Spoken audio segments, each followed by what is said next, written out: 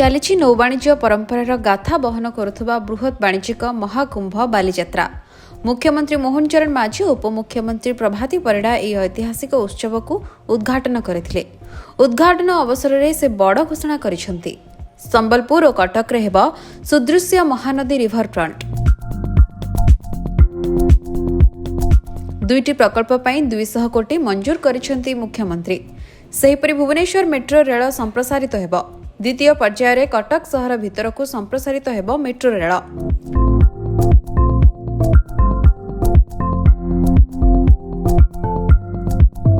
ଚଳିତ ବର୍ଷ ଉପର ଓ ତଳପଡ଼ିଆକୁ ମିଶାଇ ମୋଟ 32 ଏକର ଜାଗାରେ 2500ରୁ ଅଧିକ ଷ୍ଟଲ୍ କରାଯାଇଛି।